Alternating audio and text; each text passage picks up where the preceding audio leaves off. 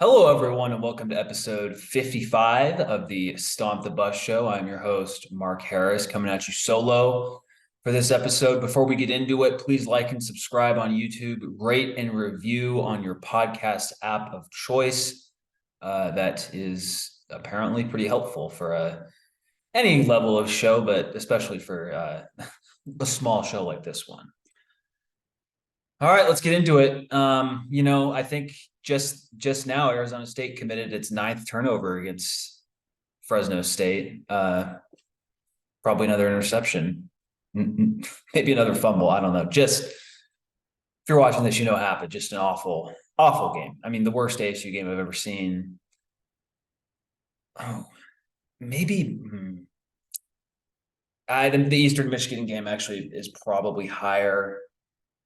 Now that I think about it, just because the defense got absolutely torched. But this game was also, it was awful, just absolutely awful. 8 turnovers, 5 interceptions thrown by your quarterbacks. That was not fun. Bourguet obviously started the game. In his first 2 series, obviously the first series wasn't good because he threw an interception. But the second series, he was moving the ball down the field and then just dropped the ball. I didn't get a good look at the play in the stands, but he dropped the ball, and as he was going to get it, he twisted his ankle or something, and so now he's out for this game. But that brought in Drew Pine, and if you want to blame one person for the loss on Saturday to Fresno State, you blame Drew Pine. He had 4 turnovers. There's no and I get people are saying, oh, he's rusty because he hasn't played, and dude, you are a Division I quarterback, a former 4-star recruit. You can't just fumble the ball every time you get hit. And that's what happened. The second and third turnovers of this game, Drew Pine sacked, loss of 5 yards, fumbled. Next series, Drew Pine sacked, loss of 14 yards, fumbled. So there you go. That put you down 13-0 like that. And even then, you still had a chance later on in this game, but somehow it was only 16-0 at half, but just got worse in the second half. Drew Pine throws another interception. And you get Tevin White runs, fumbles, and then interception from about 20 years Conover. Love ESPN. Love ESPN. And then I don't know, maybe I missed a fumble somewhere in there, but it was a disaster. This was a disastrous game. I don't blame a lot of this on Dillingham, but I do. You're the head coach. If you lose 29-0, you take some of the blame, at least 10 if they're 15, 20%. I don't think it was he didn't have them ready to play. I don't know. I think there was just, when you have 8 turnovers like that, there's some bad luck involved. But man, it's just this team. The offensive line injuries are just so evident. And to me, where they stood out the most actually was when ASU got it close to the Fresno State end zone. And obviously they threw it on the last play and didn't get it. They ran the ball 3 times before that from the 3 or 4 yard line, and they couldn't get any push at all. They were lucky to get a yard. And so it's really they're playing offense with one hand tied behind their back, but at the same time, it can't look like that. It can't. And so I'm happy that Dillingham is, he's been calling plays at practice this week. I'm happy he's going to do it entering this game. You just can't have a repeat of that. And it's not like it's going to be the difference in winning the USC game. That's not going to happen. But you need to just look like competent. Maybe that's too much to ask for, but just you need to look like a college football team, I guess. You can't just continue what we've seen for the last 6 quarters. That cannot continue. I don't think it will, but man, it's just tough. It's just so the program just, this feels like the nadir, and I don't know if it really is rock bottom though. That's the problem. Like, I was talking to a friend in the stands, like, is this rock bottom? Like, it's hard to say it's definitely rock bottom because USC is coming to town next week. So maybe the only difference is we expected to lose to USC anyway, so a loss wouldn't hurt as bad. I think that's fair logic, but seeing your team just lose by double digits for the third straight game in a row, like, that's not, you can rationalize it all you want, but it's still just tough to swallow. And with the injuries, I mean, it looks like there's some, Jalen Conyers is returning. Obviously, Drew Pine had a muscle injury. Looks like that's not going to be something that's super bad, but if it limits him even more, I mean, this is what I was saying about, I think the one thing Colton and I have been 100% right on so far. And look, we both picked ASU to go 6-6 this year. Obviously, that's not going to happen. But the one thing we were both right on last episode was calling out the people who wanted Rashada bench, because clearly Rashada is not the problem. Clearly Dillingham made the right choice with who the starting quarterback is. Like, we can lust over, Trenton Bourguet's success. It's legitimate success that he had last year, but I think people remember the Washington game, which he was incredible in that game. There's nothing to take away from him.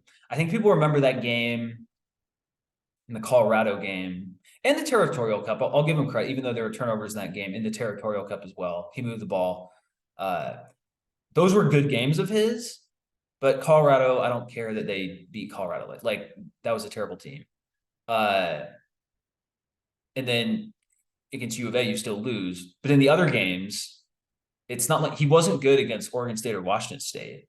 And he had a good second half against UCLA, but that game was also, like, that was never in doubt for the Bruins. That was a lot of garbage time stats. So I think that's twisted people's view on Bourguet. And look, I say that, like, I would rather have Bourguet being the starter versus USC than Pine, right? Like, I'm not going to deny that at all. But, I'm sorry, like, Rashada was the right choice. Like, Rashada, he hasn't been perfect, no, but, like we said, if Gilroy catches that pass against Oklahoma State, it might have been a different game. So we can't, like, with Rashada, at least the offense looks somewhat competent. With everyone else, it's been just insane amounts of turnovers. So, like, obviously, like, if we played the Fresno State ASU game 10 times, they wouldn't turn over 8 times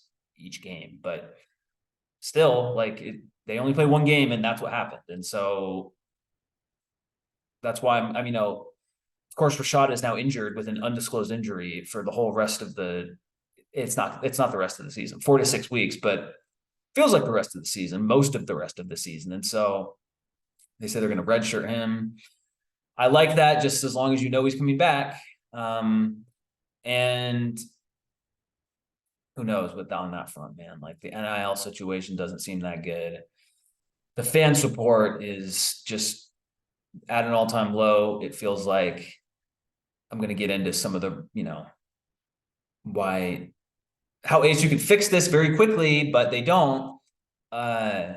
Anyway, and then Pine, I mean, look, I mentioned Pine was absolutely terrible in that game. And like we said in the last episode, guess what? Pine isn't playing behind Notre Dame's offensive line anymore. So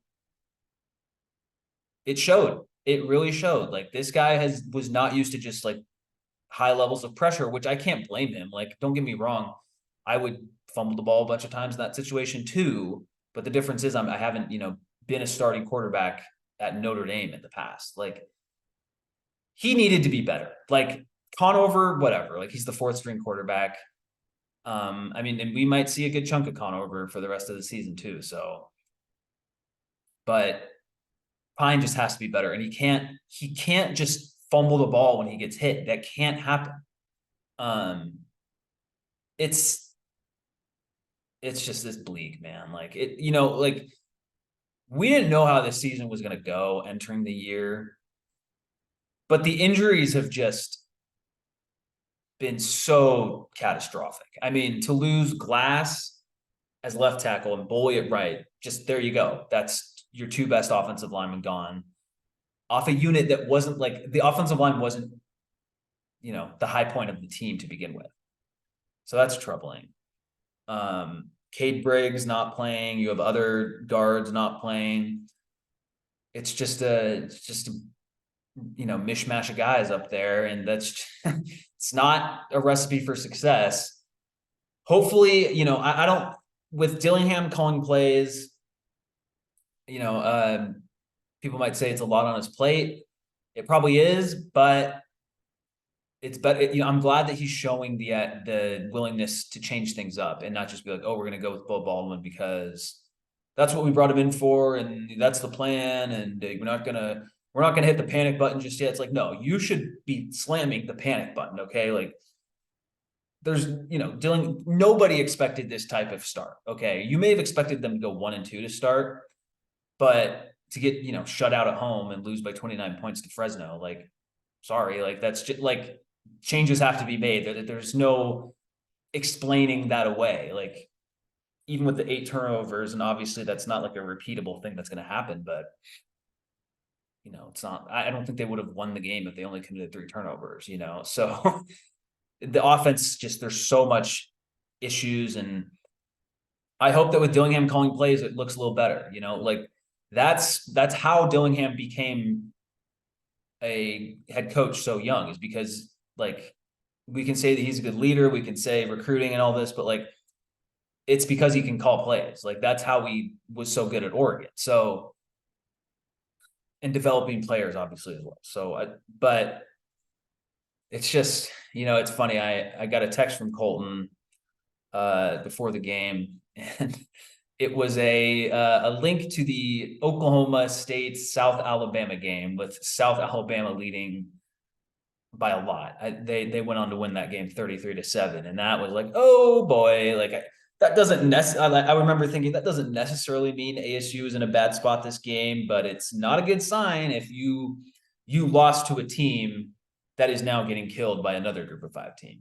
And the same result happened in Tempe, except ASU got shut out. Man, I don't know what it was. When I was just walking into that stadium on Saturday night, there was just this sense of dread. I was just like, man, like it's just it's not going to be good. And you knew the crowd wasn't going to be there, which is fine. Like I think ASU fans should save the crowd consternation for when the team is at least like average, look, there's just a lot of rot in the fan base right now, and none of it has to do with Dillingham. It's all the Ray Anderson and Michael Crow, and I'm going to get into some of that stuff later in this episode, but it doesn't help. Like, I mean, it can't be great if you're a coach on the ASU staff and you just see a half empty stadium and it's like, oh, we're going to the Big 12 and it's going to be better soon and yada, yada, yada. It's like,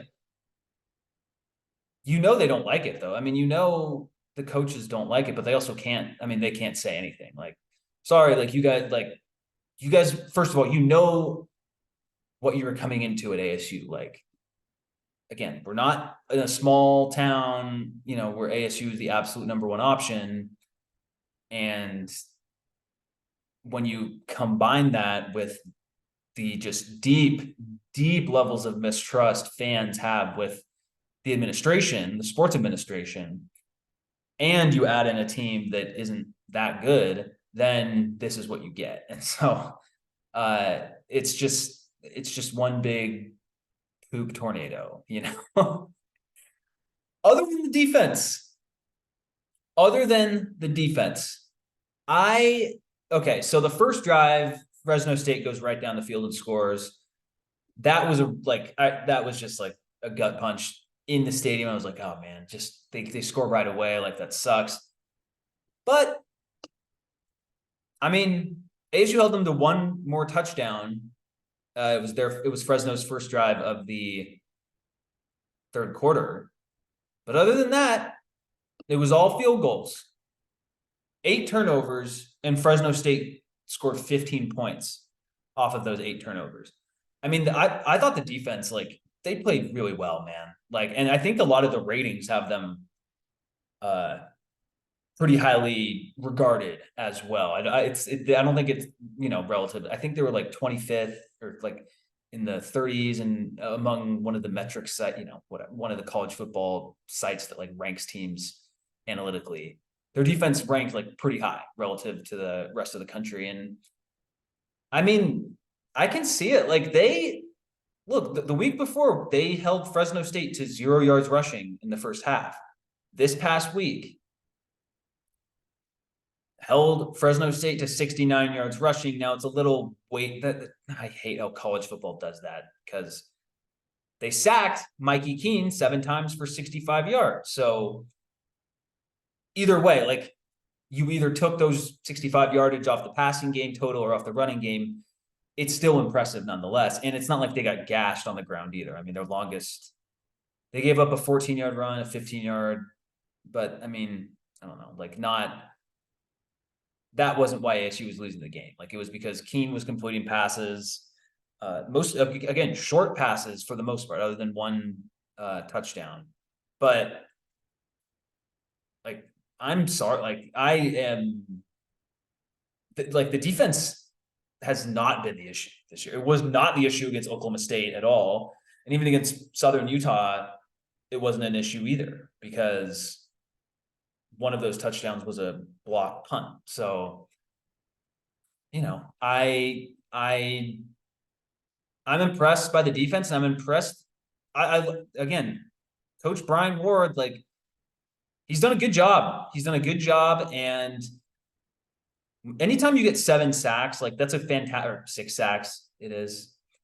That's a great day for the defense, man. I mean, Prince Dorba, another wonderful ESPN video that goes off. Prince Dorba, 2 sacks. Ro Torrance, 2 cornerback sacks. I love that. Shamari Simmons, a sack. And then 2 other guys got a half sack. Josiah Cox and Deshaun Mallory. So I love seeing that, man. Like that was if we're talking about, a silver lining of an absolutely atrocious game, that would be it. And there's a lot of talk of, has ASU won its only game of the year? Are they going to go 1-11? I don't see ASU going 1-11 with a defense that is, I'm not going to say this good because I don't expect them to like shut down USC or anything like, or shut down Washington or Oregon or any of these really good teams that they play. But I do think they're competent. I think they are a very competent defense that is going to give up some crooked numbers just because the offense just can't get out of its own way and, punts the ball super quickly or turns the ball over and, deep in their own territory or something. I mean, to give up 29 points when your team turns it over 8 times, that there has some of those old NFL defenses, I'm a Seahawks fan, and before I was born, the 1992 Seahawks, like they had the worst offense in the league and the best defense. I'm not, ASU isn't that, but it feels like that type of team right now. And that's, again, that's a little bit of a criticism of Dillingham, and that the offense, like we all expected the offense to be decent, and it's a criticism of Dillingham. It's also an acknowledgement of just like the injuries. I mean, if you get cluster injuries at a already position of weakness, like there's not like next man up can only go so far in that scenario. I always chuckle at the next man up mentality because like, obviously it does make sense, but there is a line that gets crossed where you can't next man up, eventually your next man up being a walk on. And so we can talk about effort and being, playing smart and all that, but like that only gets you so far when you're a walk-on on the field or what, like a extremely young offensive lineman or something like that. Like there's there's only so far all that can go. So, I mean, depth charts are made for a reason. And ASU is proving that. So I don't expect, it's weird. I'm gonna get into a gambling talk here, but like my hope with ASU is just that like they cover the spread, and they could get blown off the field and still cover the spread, because USC's like, I've seen some places that are like a 33.5-point favorite. And, I'd love to be like, oh, ASU's going to cover that spread, obviously. But like, I don't know, man. Like if ASU's a 33.5-point underdog and they say they lose 56-21, well, USC covers the spread. So that's where we're at. And I really wish, as a fan, I would much rather have the Cal game this week at Cal than hosting USC. But anyway, to round all that out, like the reason why I don't think ASU is going to go 1-11 is because the defense is competent. I'm not going to go so far and say that they're like good, but they are solid. And the reason why I get why people are saying they could go 1-11 is because their schedule is so much tougher than anyone thought it would be entering the season, just because the Pac-12, you have teams like Wazoo and Colorado being much better than anyone thought. Now that we've seen a little bit more of Cal is starting to look more like what I thought the type of team they would be. But that doesn't mean ASU is going to win when it goes and plays at Cal. Like Cal still is Jade Knott. They still put up 58 points on North Texas. So, I'm just saying they could win that game. I think they could beat U of A in the Territorial Cup. Maybe guys get healthy by then. I mean, Jaden DeLora continues to be a very turnover-prone quarterback. Like, that hasn't changed. And other than that, I don't know. Like, maybe Colorado. The only reason I throw out Colorado is because they went to double overtime with Colorado State. So, and I don't know how deep they are as a team, but that still feels unlikely, just because Colorado will have such an advantage at quarterback. So, who knows? But I don't think this team's going to go 1-11. I don't. But I understand. Like, I'm not being like, oh, you're a bad fan if you think they're no. Like, I get it. Like, they just got shut out at home by Fresno State, a Fresno State team, by the way, who is good. They're a good team, but they also gave up 35 points to Purdue and 31 points to Eastern Washington. So like, it's not like it's some elite defense. It's not like ASU. It was a lot of ASU getting in its own way. Like if Drew Pine just gets sacked and doesn't fumble, then maybe this game has a different trajectory to it. So it's frustrating. It's really frustrating that we're at this spot. It's just, I don't know. It just feels like you need some kind of lucky break to get out of this muck that the program is in. And the people up top don't seem to care. And that is what really bothers me, because I know you can be mad about certain things that Dillingham has done. For example, hiring Bo Baldwin. Clearly that hire hasn't been a home run, because you wouldn't be shifting play calling duties after 3 games if it was a smashing success.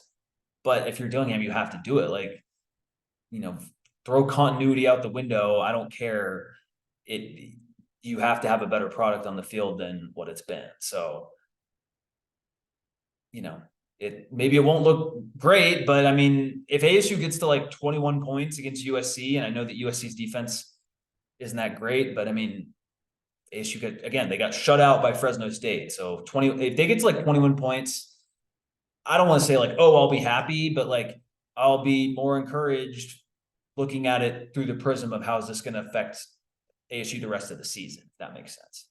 So they just need, in order to be like like I said earlier in the show, like look like an actual college football team, even a bad one, they just need the offense. It cannot be this bad. And I'm sorry, like I get that Jalen Conyers wasn't playing last game, but I'm sorry, like he's a good player. He's not that good. He's not a 14-point difference. And they did try getting the ball to Badger, but didn't work. I don't know. It wasn't. He had 3 catches for 26 yards. Like, I don't know. Kyson Brown showed some flashes. I see that Melquan Stovall had 1 catch for 31 yards. I didn't leave the game early, so I didn't see that.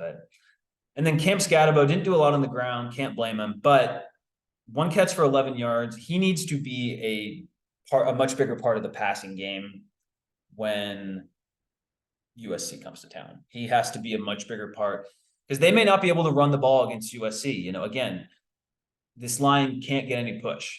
So USC's defense may not be that great, but those guys up front are still, were really high rated high school recruits at one point. So like, it's not going to be easy.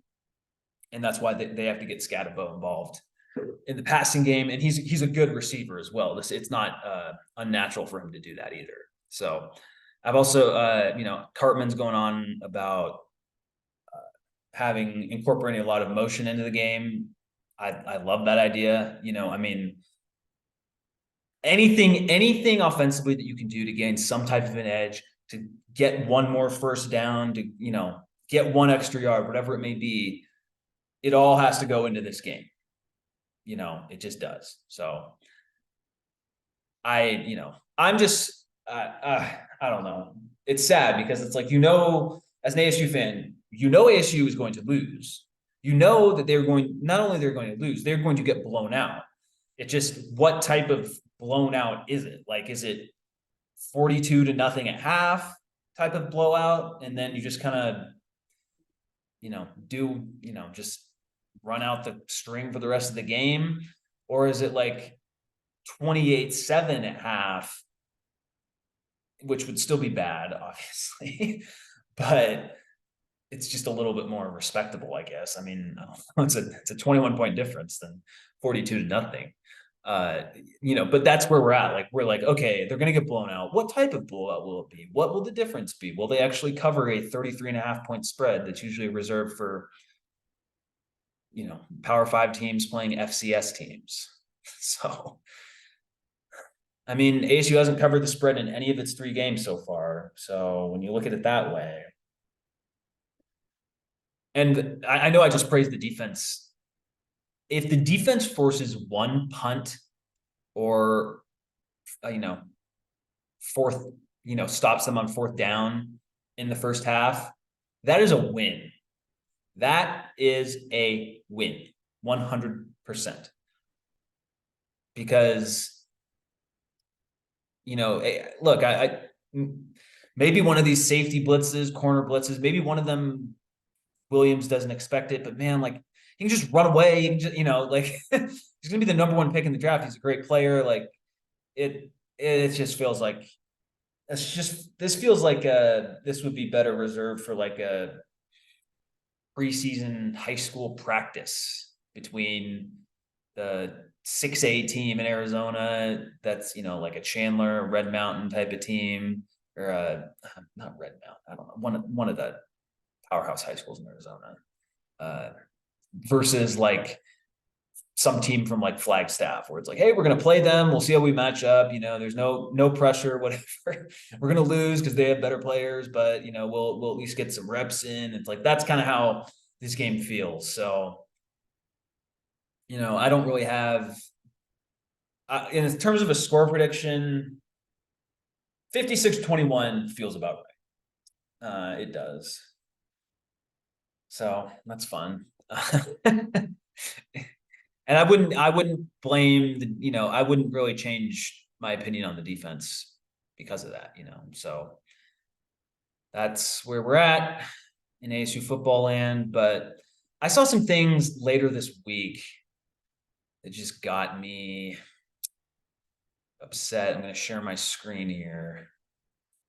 So this is Ralph Amston, who was on the show prior to the season. This was posted September 17th. I do not know what day September 17th was, but it doesn't really matter. I think it was the Sunday after the game. And this is Ralph's tweet. It's a screenshot of a Ray Anderson that is apparently real. It's not fake. Ray Anderson getting on Twitter just to ignore the 3 million angry mentions and like former colleagues bear down tweet, LMFAO. And what it is at Sun Devil Ray, one of his likes is Scotty Graham, which is, I don't know who that is, someone who works at U of A. And it's college sports top donors, according to USA Today. And it's probably U of A getting more money. Ray, whose fault is that?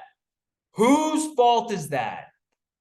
It's your job to get people to donate. You as an athletic director, that is your purpose, is to get money for the athletic department.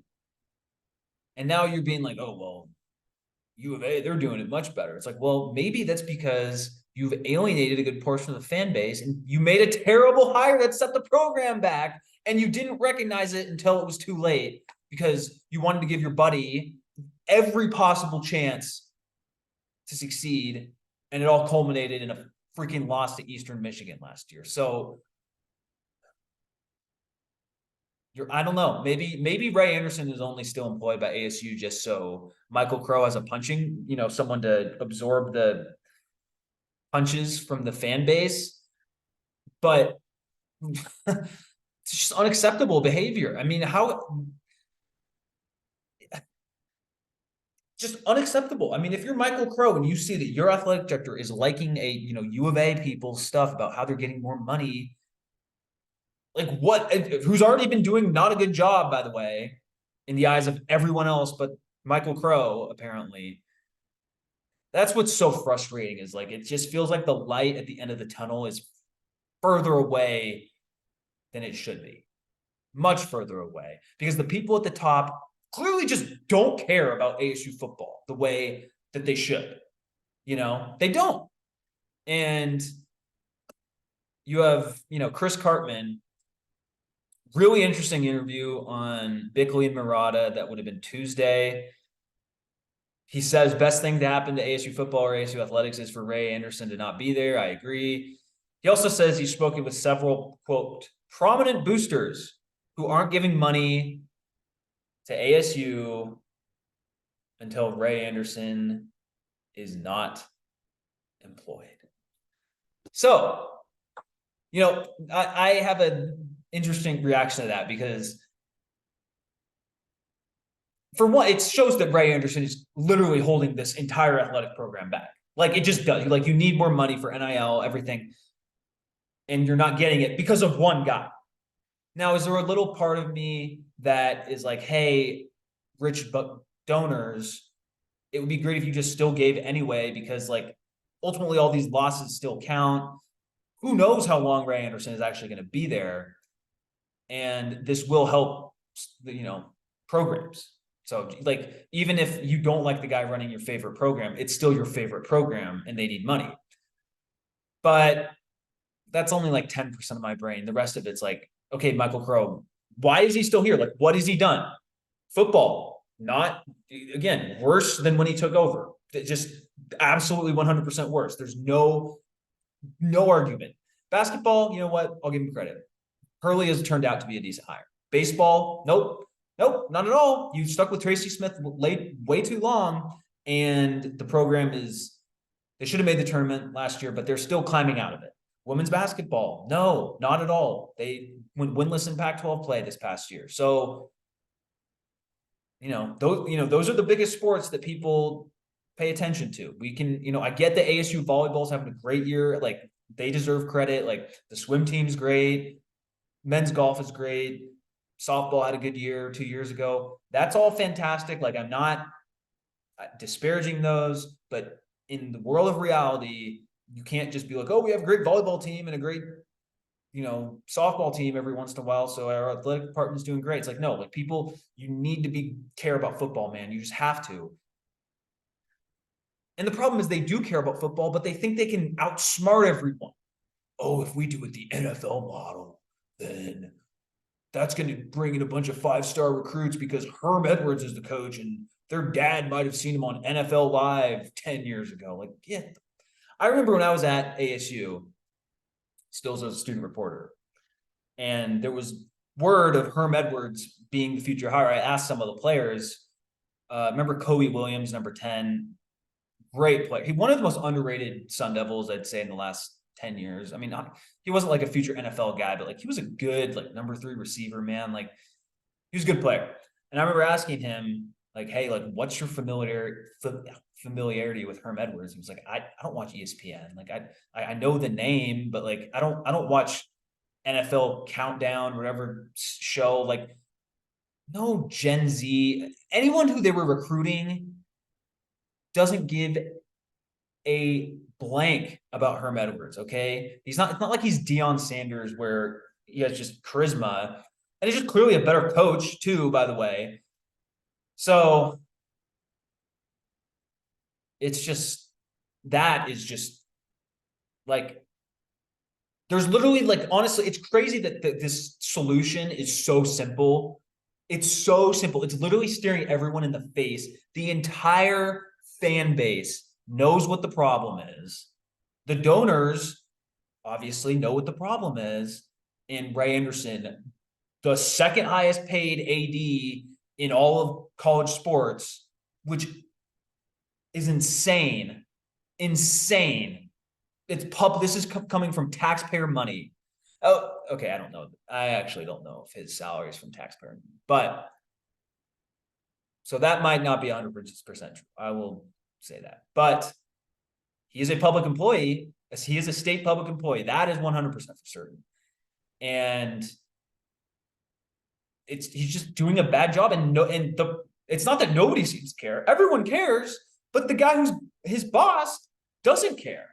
And there's no better example of Michael Crow having his head shoved up his ass than this tweet I am going to share on my screen. Now do it again. All right. On the screen now. Oh, whoops. These are the replies to it. On the screen now is ASU bragging about how it is #1 in innovation for what? The ninth year in a row. On its surface, that's fine. Like that's something they should be proud about, being ahead of MIT and Stanford and all that. Like that is a good thing for the school. But how this was worded made my blood boil. ASU repeatedly ranked #1 in areas that matter has landed at the top of another list again. All right, Michael Crow, everyone knows you're responsible for the way that's worded. Okay, everyone knows. Look, repeatedly ranked #1 in areas that matter. I'm not trying to argue that Michael Crow's #1 job should be administering the athletic department. Okay, I get that should not be his #1 priority, the #1 thing he cares about. I understand all of that, and I also understand that he's generally done a good job, a really good job, as the school president is ASU. Like, there's no argument against that. The problem is he's done too good of a job that he has all this power, and when it comes to athletics, he's just happy with everything being on fire. Apparently, he doesn't give a fuck, and I just don't understand it because I don't know if you know this, Michael Crow. It's actually 100% possible for a school to be a good school and also be good at sports. I know, maybe some football players bullied you at Iowa State 40 years ago or whatever it is, but it's actually really possible. It's extremely possible. The University of Georgia is considered a better academic school than ASU, and they just won 2 national titles. So in football, not in women's triathlon. So this both can be done, but when you have a tweet that says ranked #1 in areas that matter, it sounds like Michael Crow talking down to alumni/fans, but alumni being like, oh, you may be mad about the football team, but we're #1 in innovation again. So who cares? You plebes, you care about football. It's like, yeah, dude, we do. Okay. There's not a 50,000 seat stadium at ASU's campus for the chemistry lab or the history department. People understand that those are the main missions and goals of a school, but people also like the athletics that are associated with their school as well. And the fact that I have to explain this is, again, I'm not capable of running a school, a university. A part of me thinks I'm capable of running an athletic department because Ray Anderson is still running an athletic department. So maybe I could do that, but I wouldn't be a good one, although I'd probably still be better than him.